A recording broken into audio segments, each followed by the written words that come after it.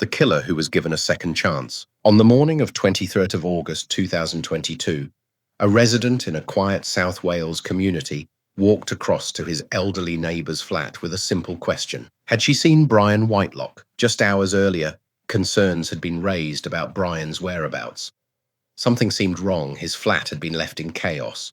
Water had been running unattended and nobody knew where he had gone. The neighbour expected Wendy Buckney to have an answer. Instead, the door opened and Brian Whitelock stepped out. I was wearing only a pair of shorts. Witnesses would later say the shorts appeared to be inside out. There were what looked like blood stains on his body. Then came the words that would shock an entire community. "I've killed her." Within minutes, police officers were rushing into the ground floor flat. What they discovered inside would become one of the most disturbing murder investigations South Wales had seen in years. But the horror of the crime was only part of the story. The question that would dominate headlines afterwards was far more troubling. Why was Brian Whitelock free in the first place? To understand that question, investigators first had to understand the woman who had lost her life. Wendy Buckney was 71 years old. Across Swansea and the surrounding area, she was widely known and respected. For decades, she had operated a riding school that introduced countless young people to horse riding. Former pupils remembered her as patient, kind, and encouraging. Friends described her as someone who never turned away a person in need. Even in retirement, she remained deeply connected to her local community. People trusted Wendy. People admired Wendy. And perhaps most importantly, Wendy believed in second chances. That belief would eventually bring her into contact with Brian Whitelock.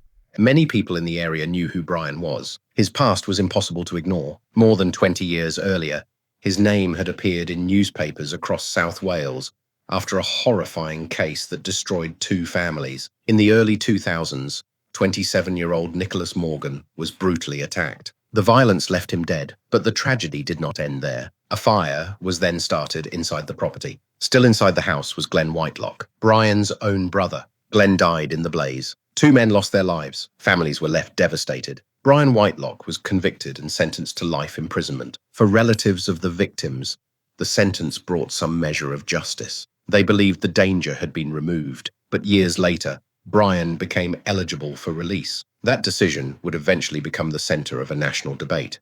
After leaving prison, Brian was released under strict license conditions. There were rules he was expected to follow, restrictions on where he could go, requirements regarding his behavior, ongoing supervision. Yet according to family members of his previous victims, concerns emerged almost immediately. There were reports that Brian had been seen in places he was not supposed to visit. Complaints were made, warnings were raised, relatives contacted authorities repeatedly. Many felt their concerns were not being taken seriously. Then came another incident. In 2020, Brian assaulted a security guard. I was recalled to prison. For the Morgan family, it seemed confirmation that their fears had been justified. Perhaps, they thought, authorities finally recognized the risk. But once again, Brian was released. And once again, he returned to the community.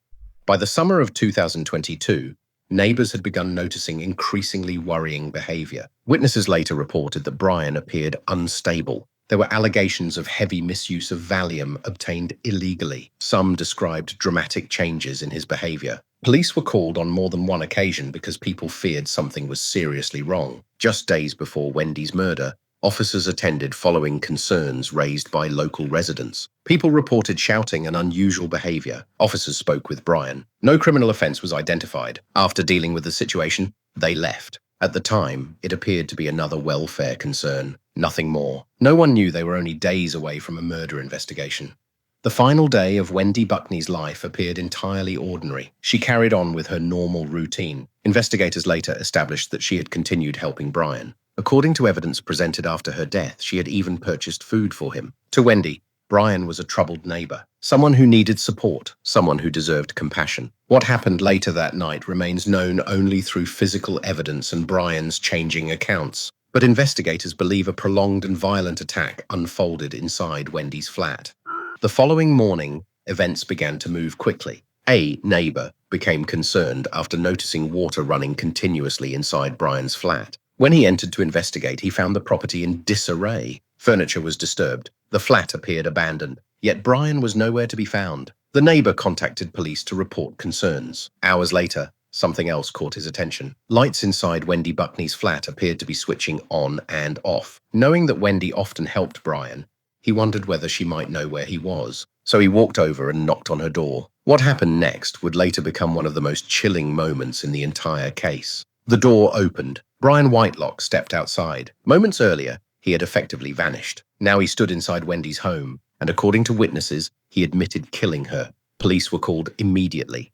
Officers arriving at the scene quickly realized they were dealing with an exceptionally serious crime. The flat showed signs of extensive destruction. Furniture had been damaged. Shelving had been torn apart. Items were scattered throughout the room. Bloodstains appeared across multiple areas of the property. For investigators, the scene suggested a sustained attack rather than a brief confrontation. At the center of it all was Wendy Buckney. Veteran detectives later described the case as one of the worst they had encountered. Pathologists documented an extraordinary number of injuries. Evidence indicated that multiple objects had been used during the attack. The violence was prolonged. The brutality shocked even experienced investigators. Yet despite the overwhelming evidence, the case was not as straightforward as it initially appeared.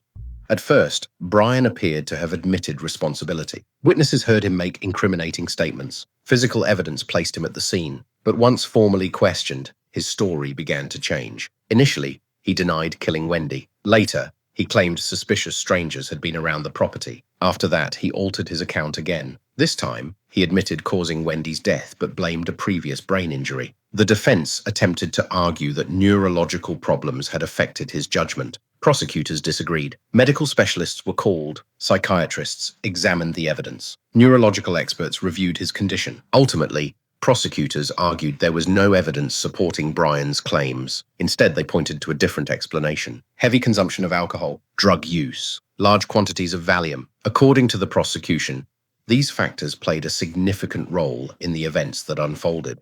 The trial became deeply painful for Wendy's family. Months passed. Delays frustrated relatives who desperately wanted closure. But eventually, the evidence was presented. The jury retired to consider its verdict. What happened next stunned many people in the courtroom. The jury returned after just 6 minutes. 6 minutes. That was all the time required. The verdict was unanimous. Guilty of murder.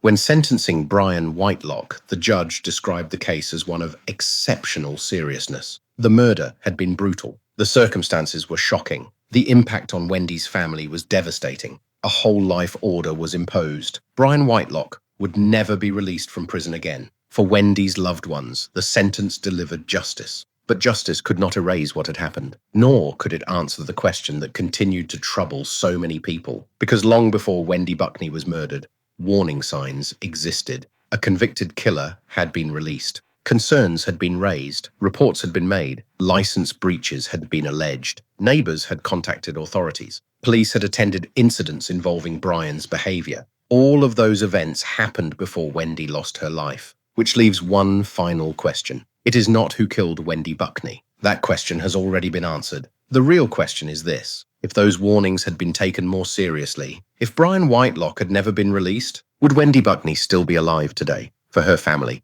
that question remains impossible to forget.